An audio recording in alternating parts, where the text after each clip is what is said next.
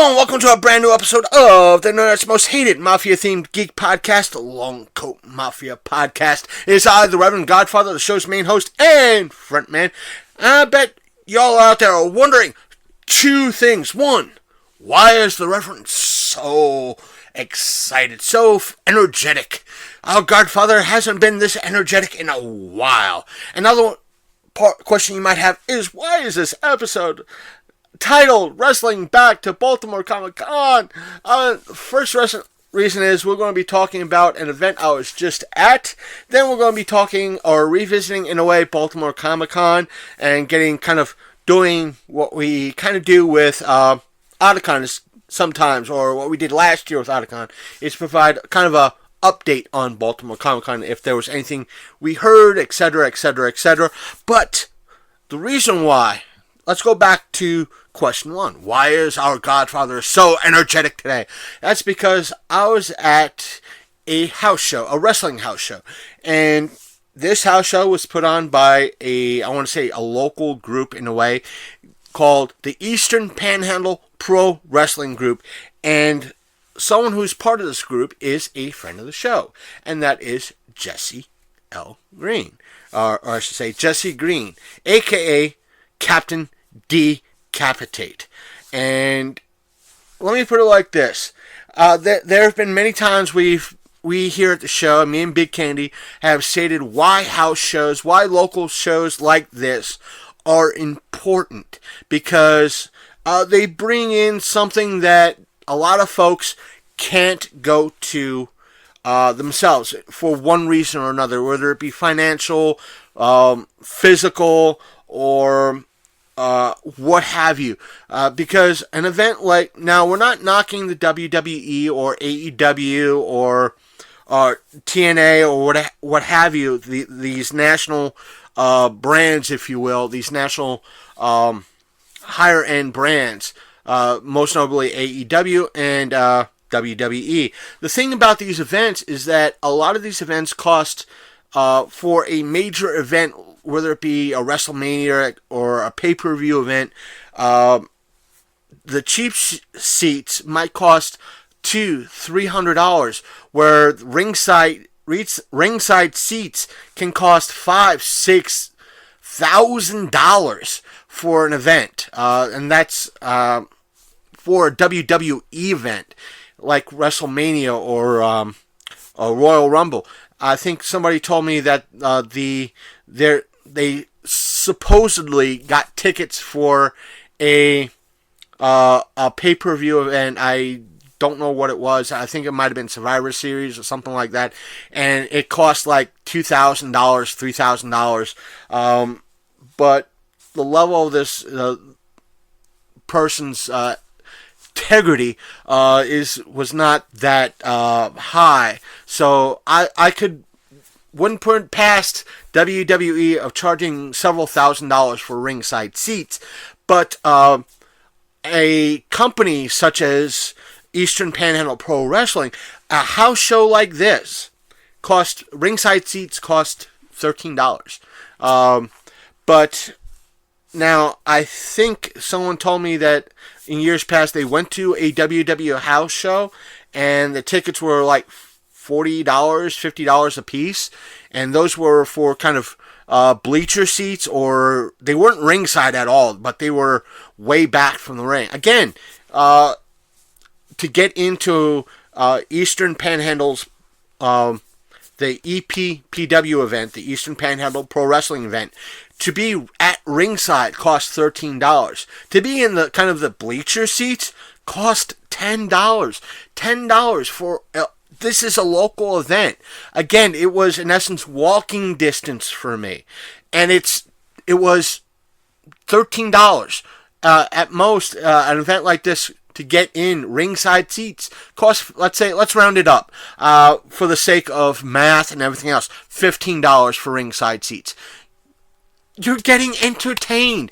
Granted, it's, I'm not knocking Eastern Panhandle Pro Wrestling at all. You're getting entertained. Granted, you're not getting the same quality of like you're getting in WWE or AEW or that level, but you're getting entertained. Literally getting entertained. As I told Big Candy, because he was there with Mrs. and his family, there literally every wrestling trope ever, and it was awesome. Literally, I wore out the battery of my one phone, and I pretty much used out the memory of my other device.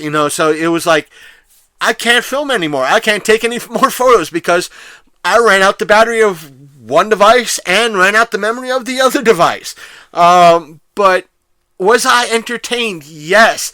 Did this event have everything that you would find at a high-level event?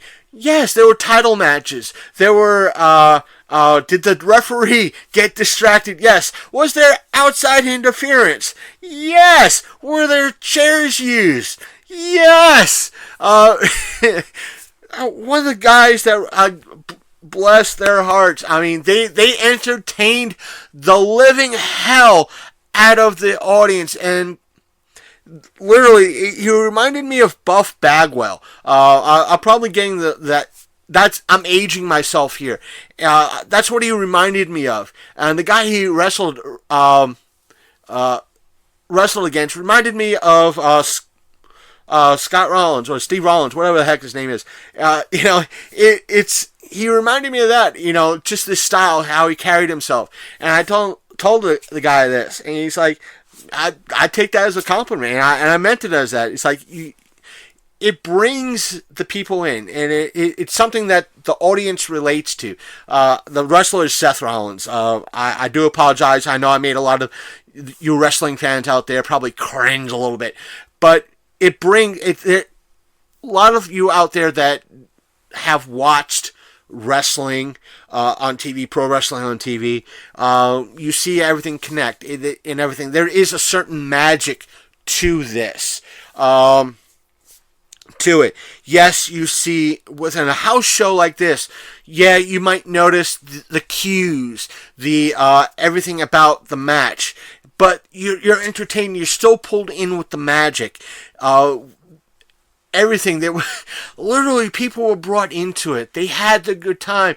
This is what they're doing with EPPW. That is what they're doing. They're entertaining the crowd. What Jesse as Captain Decapitate does. He brings in the crowd. He gets them agitated. They're rooting him as a heel.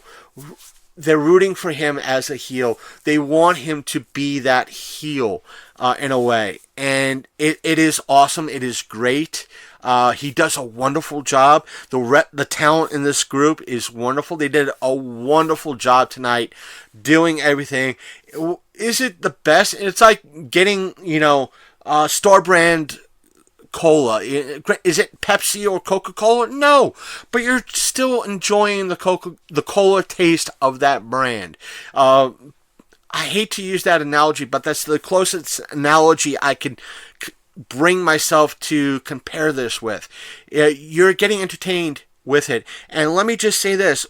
Have I, for the sake of context and everything else, have I been to a house show like this before? Yes, roughly between 9 years ago, 10 years ago, when I first moved here, there was a kind of a local show similar to EPPW, because I say that, I'll get into it in a little bit. During that time, meaning that their local wrestling group, they had a show at the Apollo Theater. The ring was on the Apollo Theater stage, and maybe about a dozen people showed up, not even. I want to say closer to a half dozen people showed up, and that's including myself. And that's excluding the wrestlers in this. EPPW, aka I should say the Eastern Panhandle Pro Wrestling Group, there was maybe about more than 3 dozen. If there was 50 to, I want to say between 50 and 100 people at this event, which is very well done for this event. And I don't think that was family or friends of our family of any of the wrestlers or girlfriends or anything like that, or boyfriends, whatever. But you had quite a number of people at this event that paid money, paid the $10, paid the $13 to get into this, and they literally enjoyed themselves. There were crowd interactions. Hopefully by the time you all listen to this, my equipment has been charged, and I have the video put together of tonight's event posted up on our YouTube channel and or our Facebook page. That way you can easily go see what happened tonight and see how the crowd reaction and what, a kind of combination of, Jesse's performance as Captain Decapitate, and everything else. And trust me when I say that ring when you hear wrestlers, the big name wrestlers, again, I'm not putting down folks like Jesse and the other talent that's a part of this group at all. But when you hear someone like Ric Flair or John Cena or Rey Mysterio say, that ring has a type of energy part of it, and the energy just flows to it from the audience.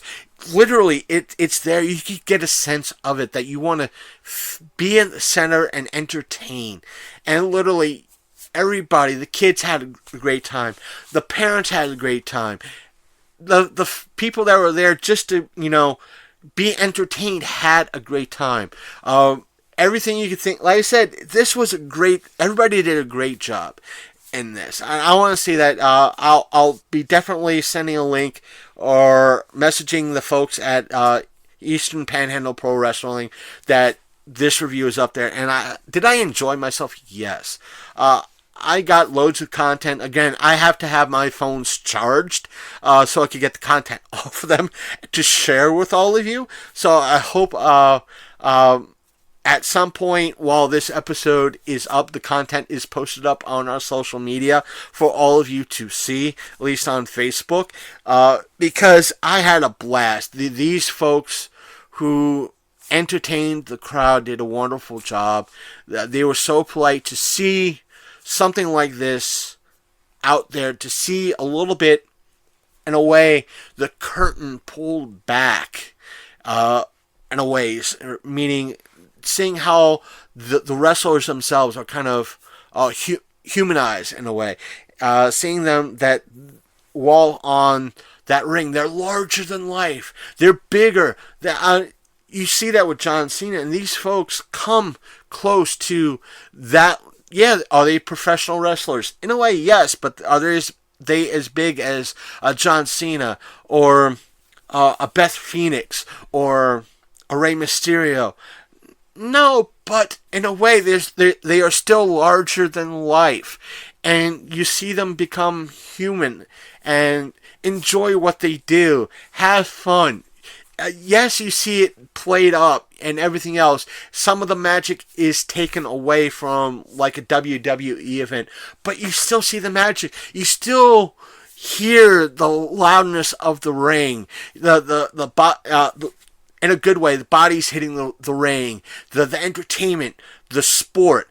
It's wonderful to be a part of that and just cheer the baby face and boo the heel. And for those of you, again, who don't really understand the aspect of wrestling, or at least professional wrestling, the heel is the bad guy, pretty much the person that you want to boo and just lose all the time. And the babyface is usually the good guy, the person you want to hear, root for, and everything else. Sometimes you know, a lot of folks like to root for the heel. Other people like to root for the babyface. And a lot of folks like to just boo the heel. And with this, it was great. We had, there were tag team matches. There were regular title matches. There was, in essence, a Money in the Bank type match. A chair was used in a way. I mean, every wrestling trope pretty much you could think of what happened during this event. And again, it was awesome to see. It's like, oh, no, did they really distract the ref? Oh, that's awesome. You get to see it firsthand, and you want to root for it when it happens again. You want to see it happen again, and that's what does happen. You want to see the quote-unquote manager pull, the person pinning his, or her client, if you will, to save them, pulling off the person getting pinned. You want to see that, and it happens. You see it. Is it really the best? But no, you get to see it, though. And that's the magic. That's the wonderful part of it. And it's a price that everybody can afford. Between that $10 to $15 range. They were pre-selling tickets for their fan night event that's happening in December for $5. $5 pre-sales. And there's good chance there's folks that are going to be there selling, watching this. And you know what? Bless their heart. They're getting entertained. They get a night out cheap. And it's cheaper than a movie ticket. And they're getting entertained.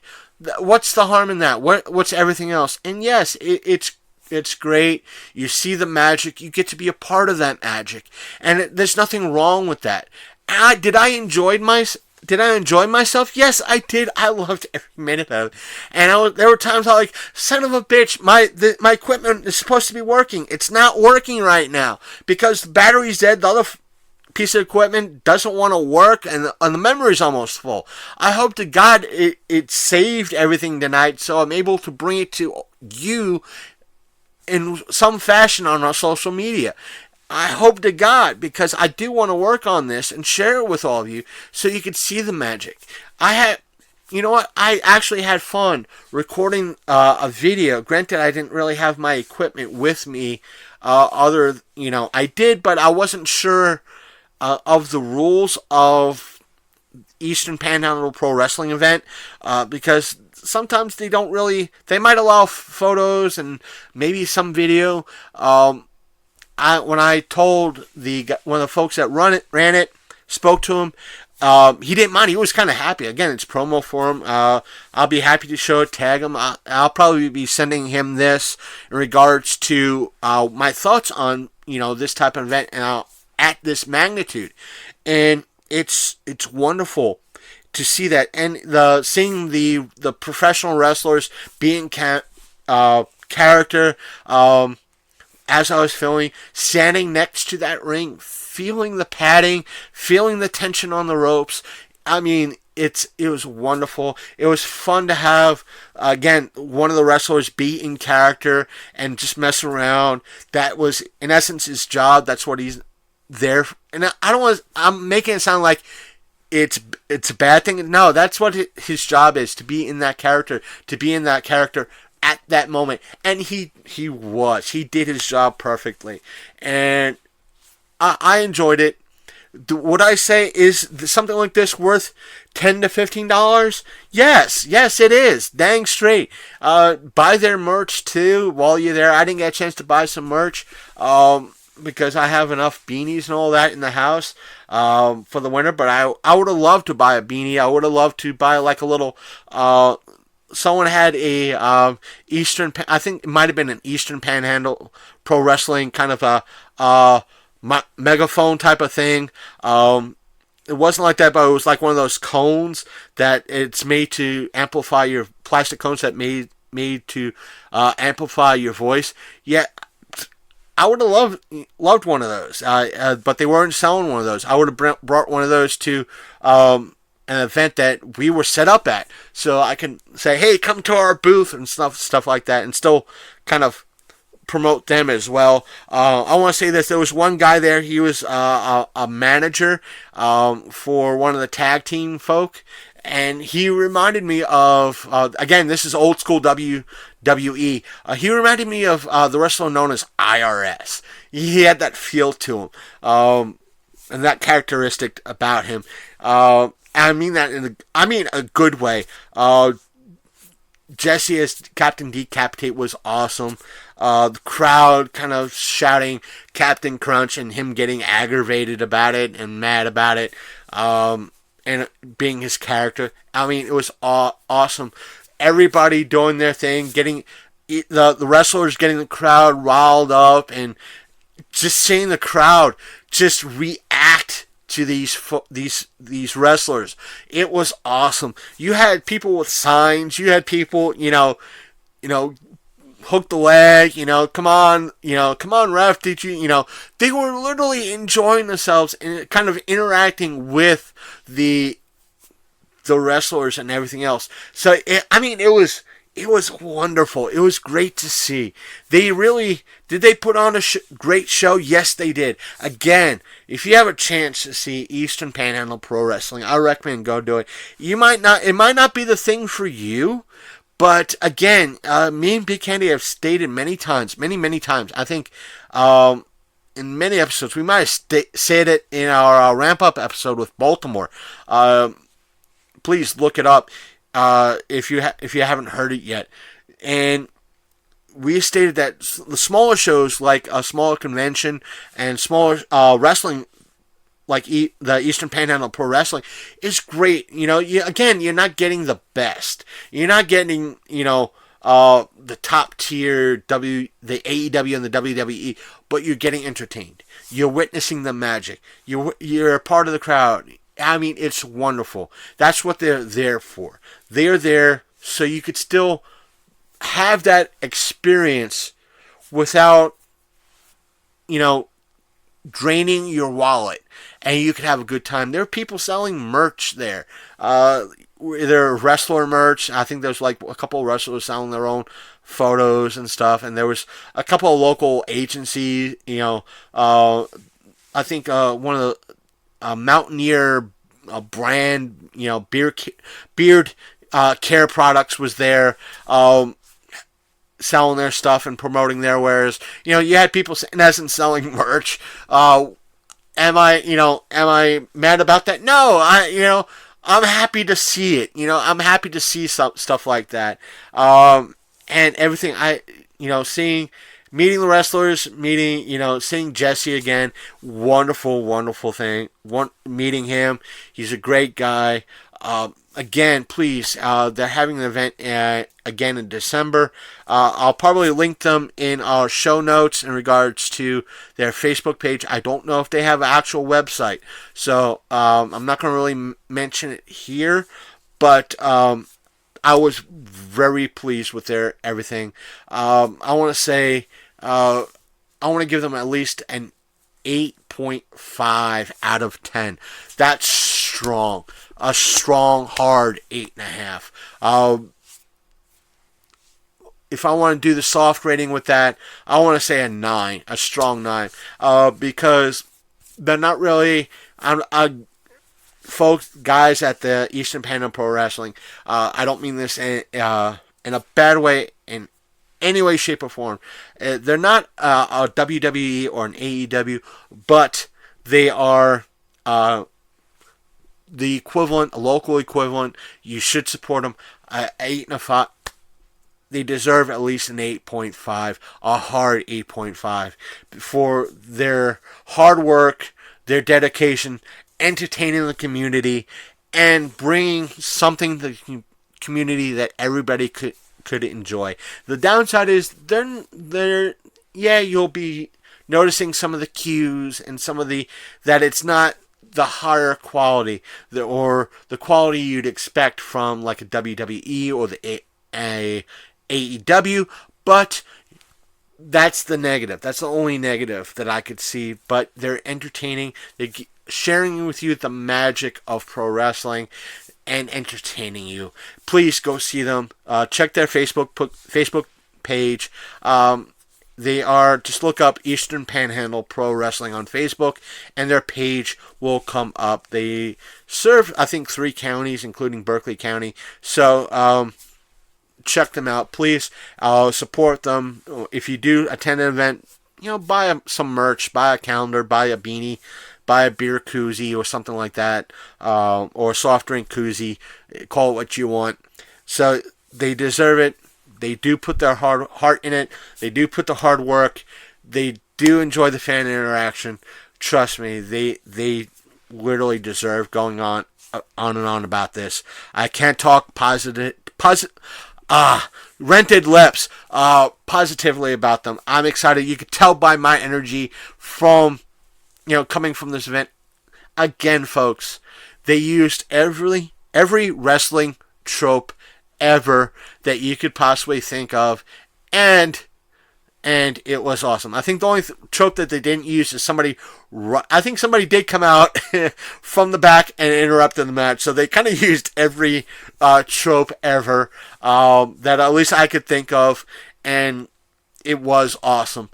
And I'm like, no, they didn't. Yes, they did. Oh my God, that was awesome. Matt, like I said, I enjoyed it. Go see him. Let's move on. Enough of me rambling about Eastern Panhandle Pro Wrestling. Again, they did a good job. Let's move on to Baltimore Comic Con. The reason why we're covering Baltimore Comic Con again, folks, is simply this: I wanted to kind of recap. I won't say recap them, but I wanted to provide all of you some context in regards to this. That being, last year when we did our Articon review, we were able to do a follow-up because we got a whole mess of information later on in regards to what happened with exclusives, and people were frustrated with those exclusives, and we got numbers in from the folks at Baltimore. Not Baltimore, Articon, and so therefore we felt the need to do an update episode titled The Good, the Bad, and the Articon. And I do recommend folks out there who want to listen to it, go to our main page, which is thelongcoatmafia.podbean.com, and look it up. It should be like the August-September month, and or if you're listening to us on iTunes and you haven't picked up that episode yet, just go into iTunes or Apple Podcasts. Go in the back catalog and see it. Some of the folks that listen to us on Stitcher or Spotify, visit us again on our main page, which is The Long Coat Mafia thelongcoatmafia.podbean.com, and you'll find those episodes there for you or that episode there, and feel free to listen to that one. But that's the context. I want to kind of give a little bit of a context episode in regards to Baltimore, a follow-up in a way.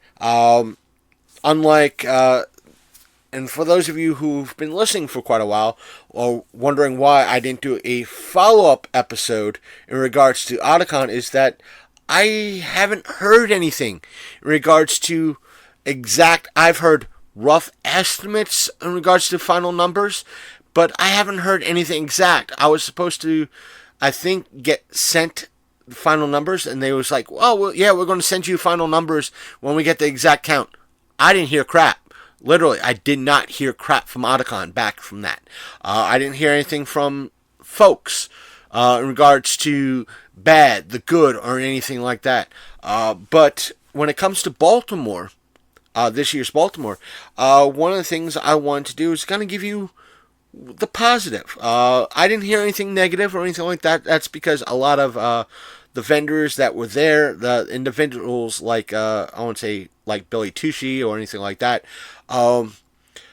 the independent comic book publishers had their own exclusives, and they had pretty much, they had enough to go around, and I've had, in the forums that I'm a part of in regards to Baltimore Comic Con, I haven't heard anything negative, so I take it that it could also mean that there was a lot of positive, but all I saw was a lot of positive, and the fact that what we saw, or at least I saw on my end through one of the main groups, Baltimore Comic Con groups, is that there was a lot of positive going on in regards to there was positive experiences, who they met, who they saw, a lot of the cosplayers they saw, the wonderful jobs the cosplayers that were there, that they did, I should say. Let me rephrase that, because again, rented lips.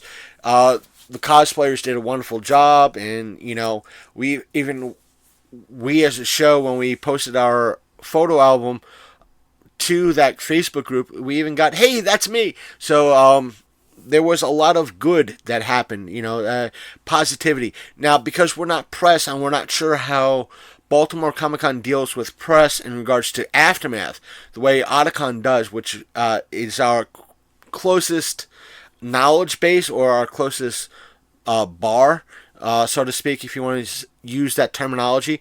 The way Otakon does things after shows, that we're sent a kind of a questionnaire. How do we do? Good, the bad, the ugly. Let us know. And I think they also send out a general email to the folks who get tickets, because according to Otakon, the person who gets a ticket to their show is not a ticket holder. They're a member. Yes, I'm using air quotes for a audio podcast, but Baltimore, you're a ticket holder. You're going to an event. You're going to their show. So I don't know how they deal with press on that end. If they choose to give us or issue us a press pass next year, which fingers crossed, I hope they do. Baltimore, if you're listening, I should say Baltimore Comic Con, the folks behind Baltimore Comic Con, we would love to have a press pass next year. Please, we beg you, politely. We did have a wonderful job, and we for the most part behaved ourselves. We hope we did, in your eyes. But the fact of the matter is, we don't know how they treat the press in regards to, is there a questionnaire, is there a form to, or how they deal with the press in the aftermath. We're not showing shade or anything salty against Baltimore. We enjoyed Baltimore this year.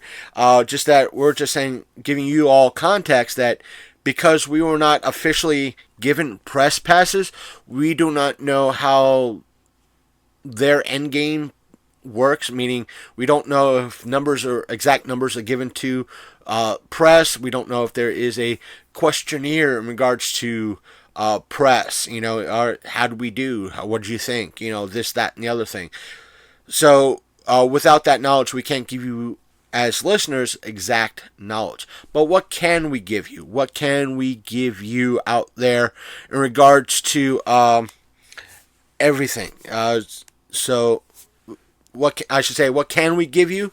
We can give you something a little bit special, and that is some of the stuff that was, or at least a couple of things that was in the videos that we want to present to you as additional content for you to listen to the best way we can. Yeah, I know some of you complain, "Oh no, crappy audio," but you could hear it. You could hear what the folks say. The first person I am going to bring up to you is Sammy Castillo.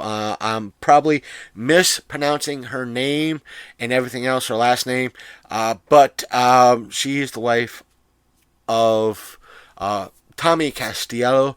Again, I'm butchering the last name, but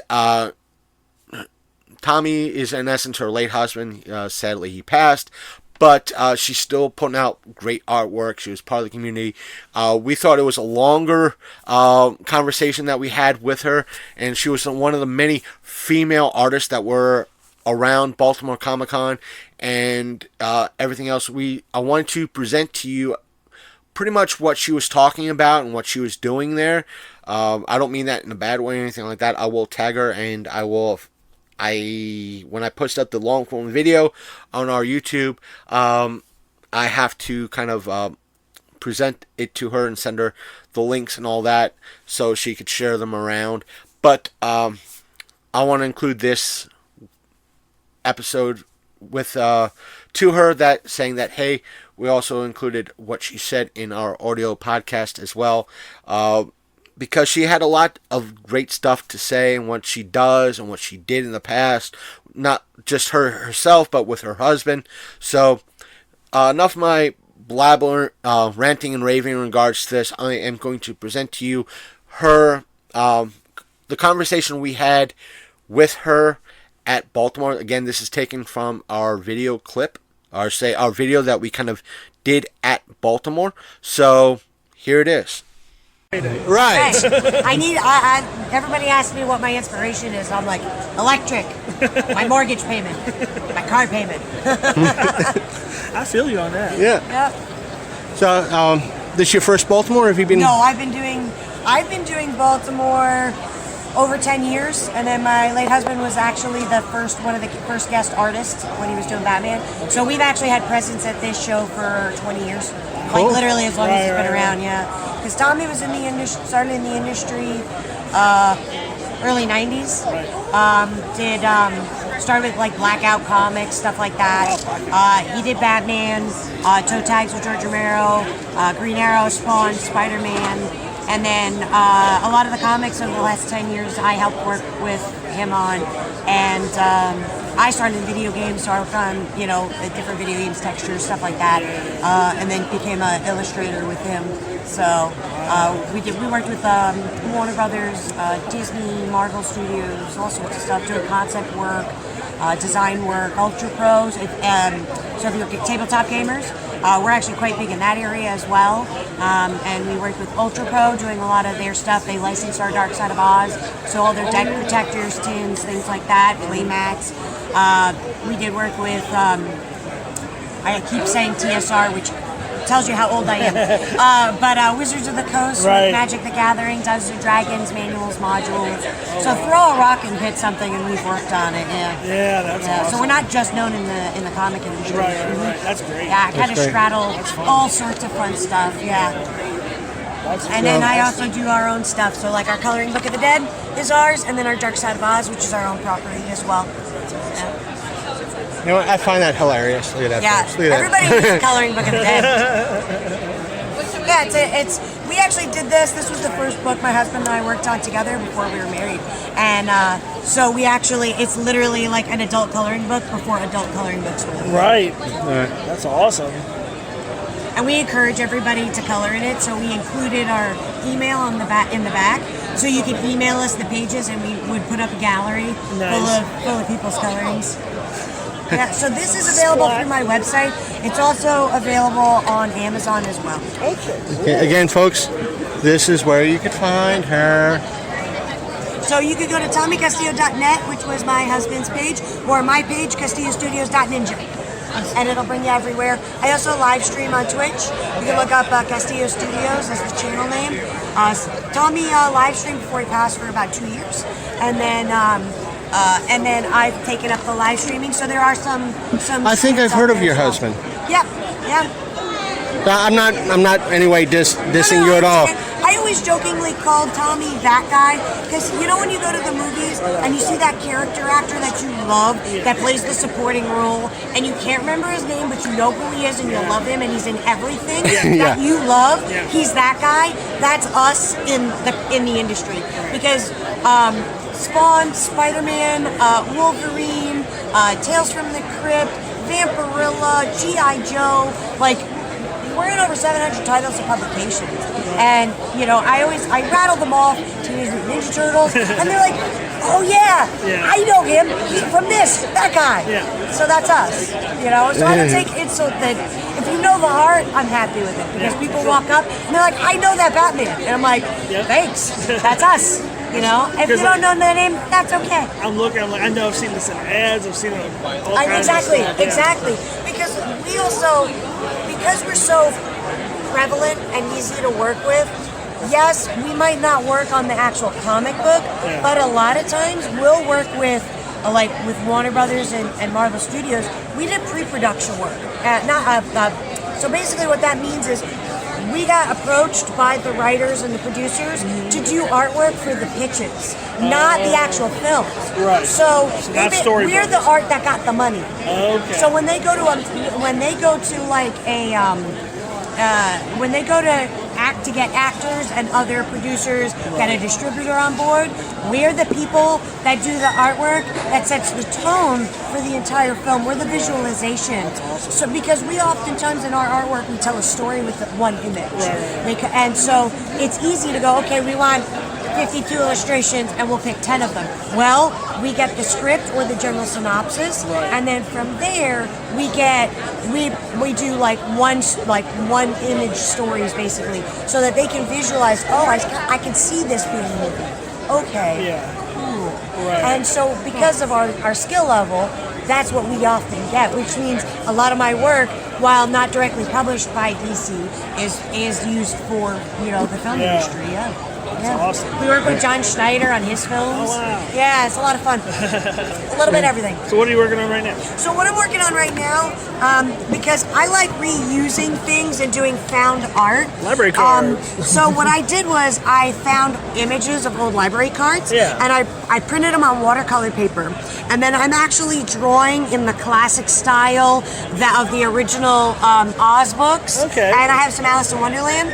I'm drawing like the Tin Man, Dorothy.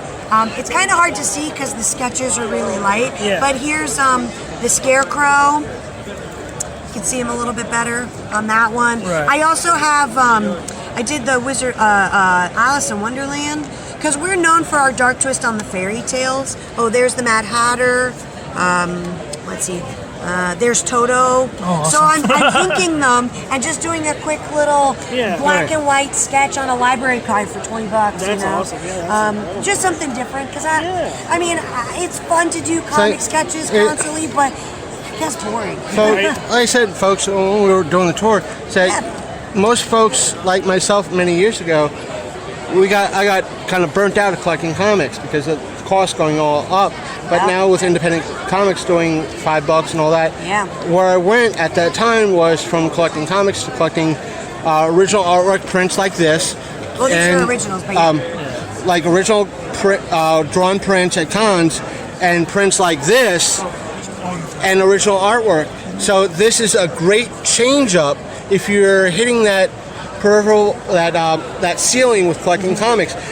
This is, like I said, something like this is the actual great way to go to diversify your collection because you're getting something unique and different. And again, even though you could buy the stuff at these fine locations, you can always come to a convention like this and pick them up firsthand and watch them being drawn. Yeah, I always draw and paint live. Because most of the artists nowadays are all digital. And I paint faster traditionally than most people can paint digitally because of how I was trained. So, like for instance, that Big Daddy that you see in there, that took me about an hour to do, start to finish. That's it. I can't, nobody can in an hour digitally draw something. But yeah, like that, I'm one of the few, aside from some of the older guys, which is the influence of, my late husband being 13 years older than me. Right. I love doing the traditional work because you get happy accidents, And I'm actually, if you swing back by in about a half hour, I'm actually going to be painting a Wolverine in booth on an easel so you can see it as well. Sure, yeah. Awesome. All right, thank you. Nice meeting you. Nice meeting you guys. Really nice meeting you. Yeah, and are you live streaming these? No. This is going up. In the few happy accidents that we had in reference to, I hit the wrong button. So altogether, it'll be on our Facebook page and our YouTube channel. Well, make sure you tag me and I'll share it on my social media. Oh yeah. You recorded it. Oh yeah. I'll tag what I can. So. Or you can photograph it, and so you have. I don't business card anymore. So. Yeah, I feel you. Thank you. I know, as soon as we walked over, I was like, I know this stuff, yeah. It's just, and that's the thing, I don't mind if people don't know the name. Yeah. They know the art, and that's what's important, For sure. It's amazing. Thank you. So, nice meeting with you. Nice meeting you, too. Stay out of trouble. We'll try. All right, thank you. Welcome back, folks. I know there was kind of a clip at the end, but that's due to the fact that our recording equipment, or I should say our video recording equipment, when it gets to a certain point, cuts off the video and starts again. In essence, it gives us kind of two videos in a way, and sometimes that's a good thing, sometimes that's a bad thing. In this case, it just clipped off, when we were getting her contact information. Her contact information will be down below in our links, because she has like a Facebook page, a website, a Twitch account, and everything else. And I want to provide all those in our notes to all of you down below. And it was just a wonderful conversation with her, and something that we wish to include with you.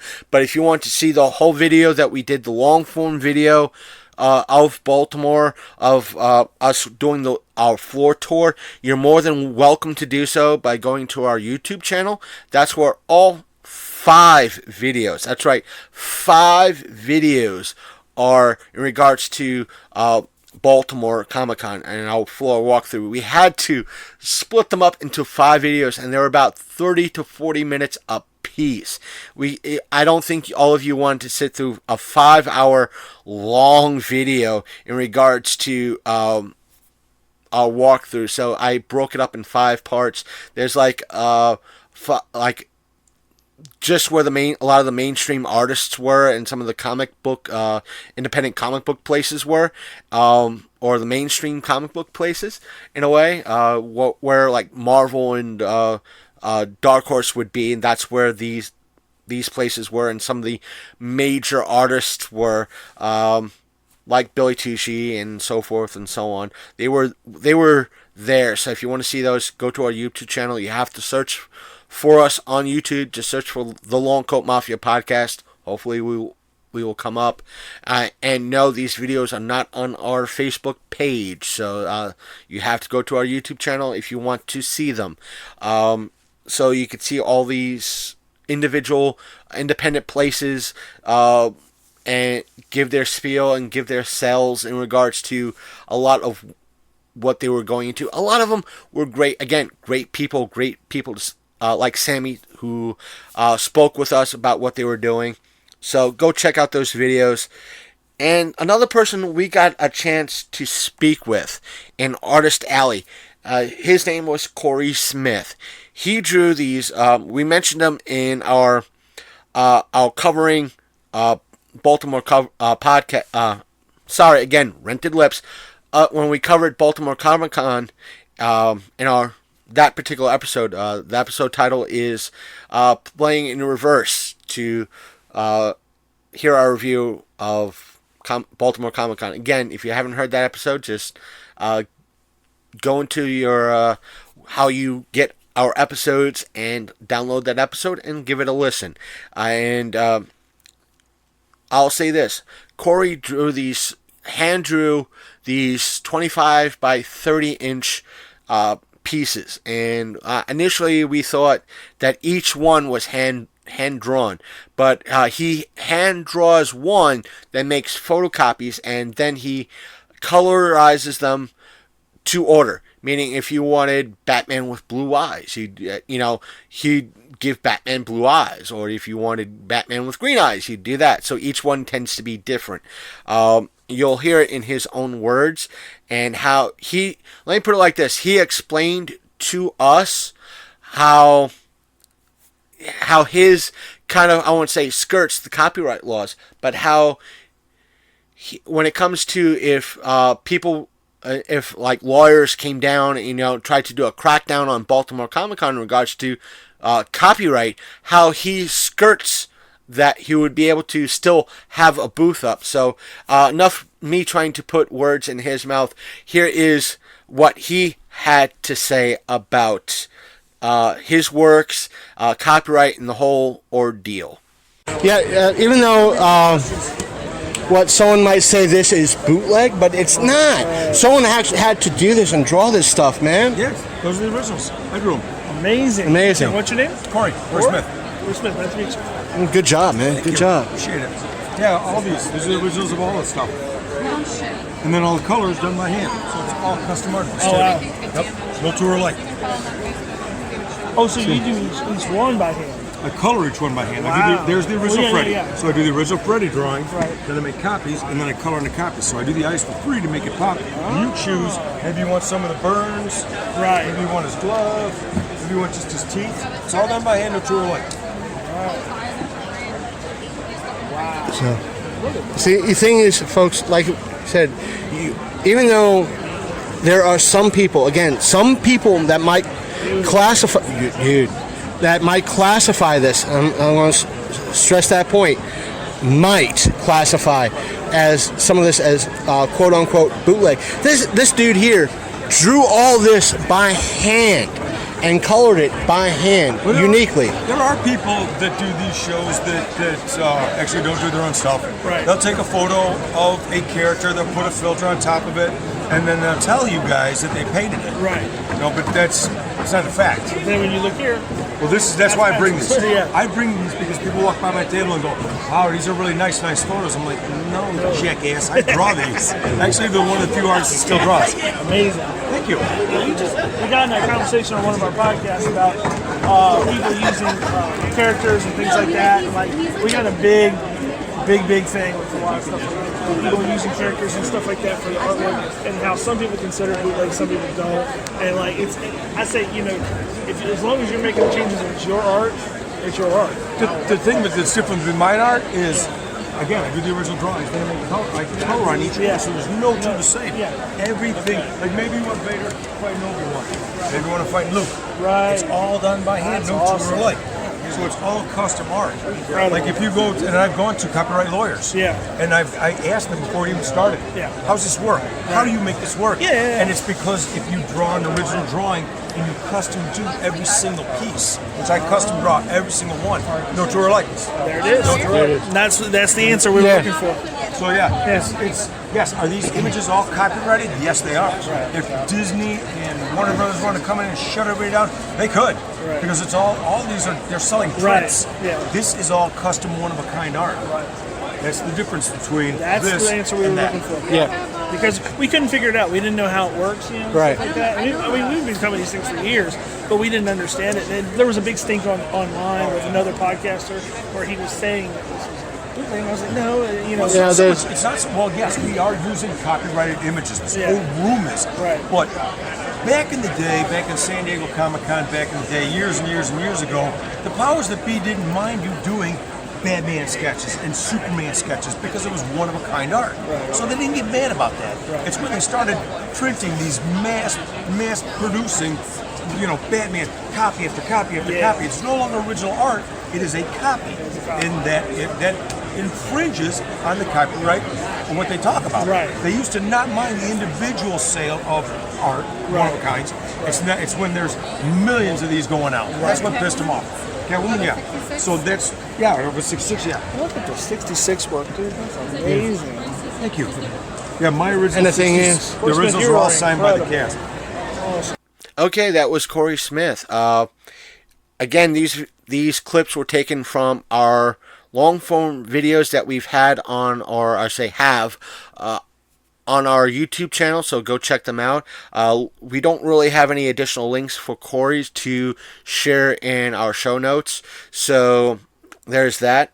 Again, as soon as a lot of my phones are charged and I'm able to sort through the footage and the photos and everything else, I will put photos from tonight's stuff online and kind of see which clips are the best to put in the video and our intro from the Eastern Panhandle Pro Wrestling event that we were at tonight. But either way, I thank Cory and I thank Sammy in regards to giving us a conversation and to include in our podcast, our audio podcast and our videos. I think I didn't really put her contact information in regards to her video. So once I put everything in, I'll switch over to YouTube and put her contact info in our YouTube video for it. So Sammy, if you're listening, I do apologize. So I'll pick up the slack in regards to her. I just wanted to get the videos up to share with the world. So that being said, I hope you enjoyed this tonight's podcast, or say this week's podcast. Stay tuned. Next week we have a special treat for all of you. We're kind of returning to a different format. Not returning to a different. It's going to be kind of a quasi-panel sort of thing. Kind of like what we've done in the past, but I'll explain it in that particular intro.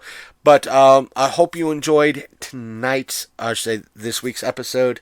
Lot to go through, lot to bring content in all forms for everyone, which is, again, great.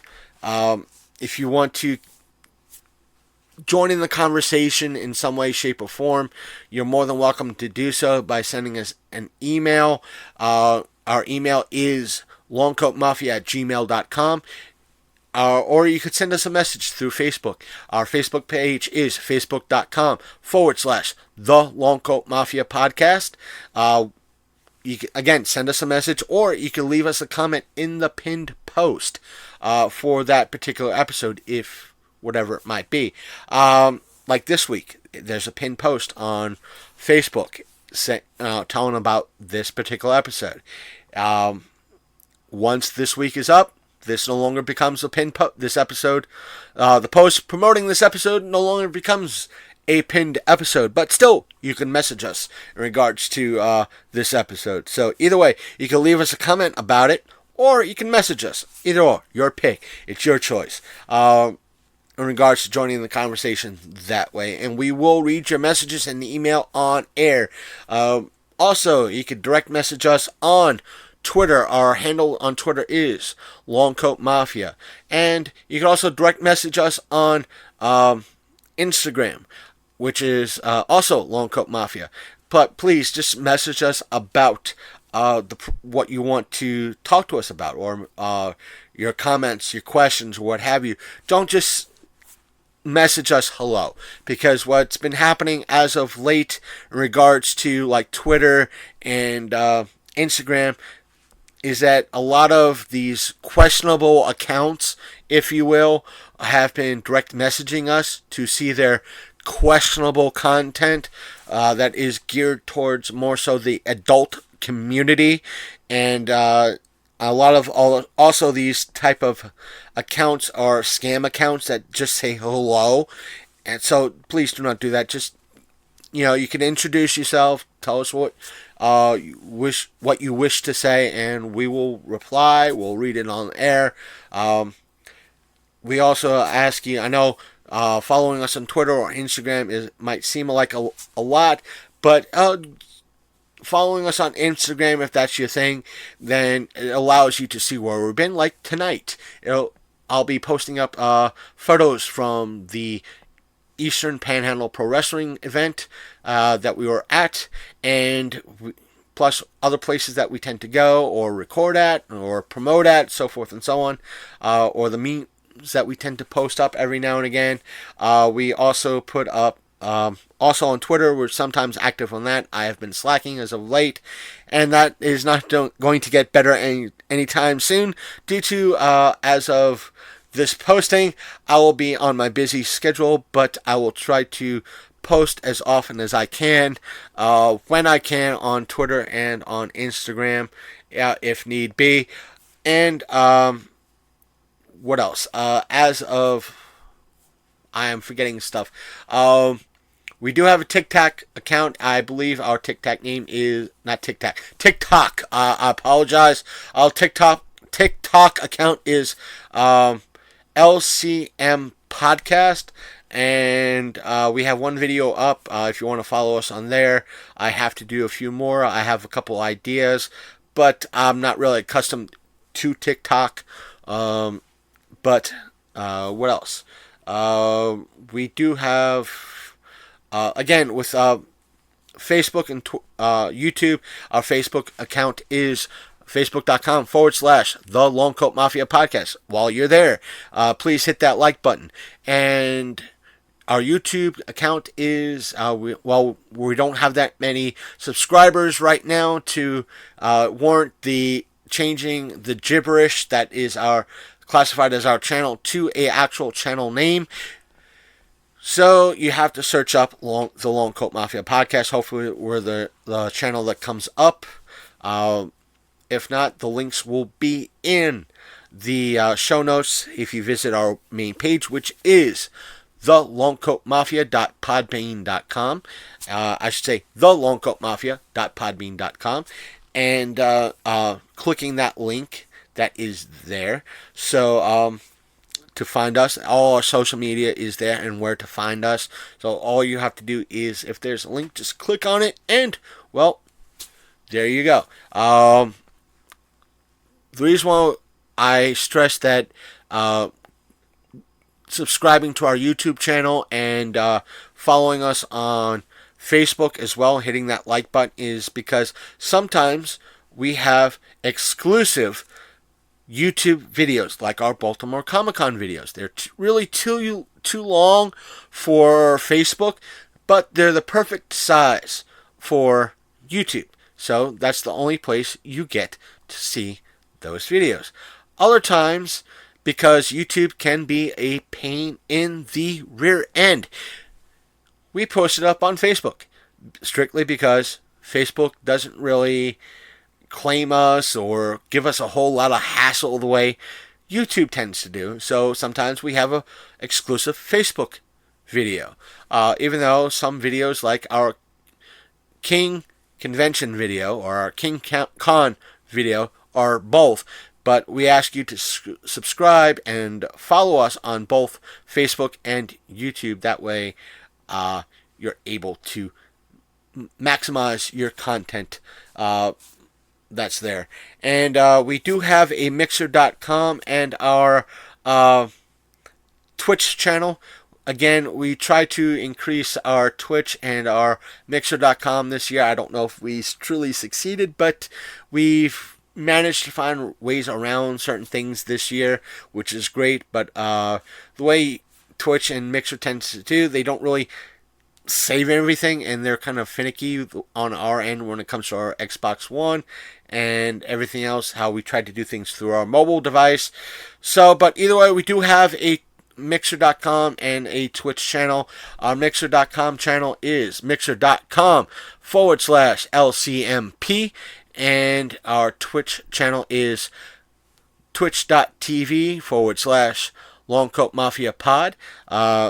Again, links are in the show description. If you go to thelongcoatmafia.podbean.com and click those links, that's there. If you choose to follow us on our gaming stuff or YouTube or what have you. As per getting our episodes, if you're hearing this episode secondhand, if you have a laptop or desktop type computer, you're able to get us several different ways. One is, again, our website. You heard me mention it several times before. It is thelongcoatmafia.podbean.com. You're able to find all our episodes going back to our very first episode, which sound quality is not all there, but yeah, you could hear us. We could see what we covered, everything else. That we have loads of panel episodes, interviews, and so forth and so on that you could download and enjoy. And we are happy if you look into our back catalog to see what we've done over the past 4+ years. Plus, not only can you stream these episodes on the website themselves, you could also download them and listen to them in your player of choice. How's that for convenience? And you could put it on any mobile device you might have, whether it's an MP3 player or your phone or what have you. You're able to do that.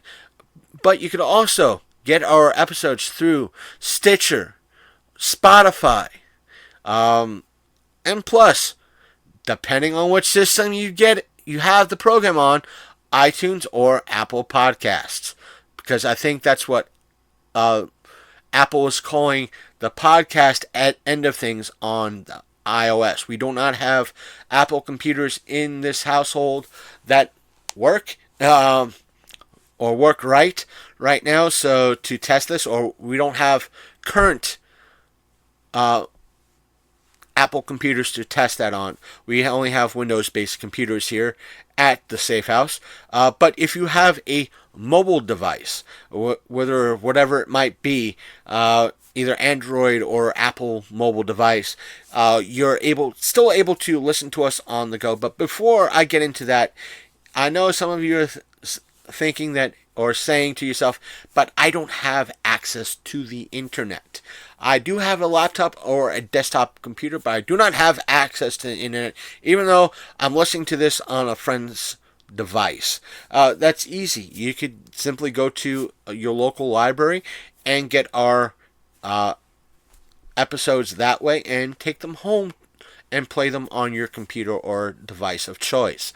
But as for mobile devices, if it is connected to the internet, which is a pet peeve that we'll go into another time, but if you have a smartphone device, whether it's an Apple or an Android, you're able to get us on Apple Podcasts, Google Play Podcasts, or Google Podcasts, or whatever Google is calling it, Stitcher, Spotify, the Podbean app, or where you normally get podcasts through. So, because we know there are some podcast players out there that go out, grab our podcast, and play it on their players. So there's that. The reason why we mention our website and the Podbean app is because they tend to go all the way back to our first episodes, and I think you're able to, if you went to our website on your mobile device, you're able to get our episodes through the Podbean app and listen to them on your device. And we recommend our website and the Podbean app because not every podcast catching app, whether it be Apple Podcasts or Google Podcasts or Stitcher or Spotify, is not all reliable. And the Podbean app or our website is a great backup if need be. So if you got to bookmark it or download the Podbean app as a safe bet, you're more than welcome to do so. That's pretty much it right now. Thankfully, I did not say that this was going to be a short episode, but still, an hour and 8 minutes or so is a great thing. I'll see you all next week. Be letting you all know, be prepared for about a 2-hour episode, but stay tuned. Some of you might think, who knows what will happen next week, but be in for a treat. I'll see you guys, either way, I'll see you guys and gals next week. You've been listening to the Longcoat Mafia Podcast, the internet's most hated and mafia-themed geek podcast.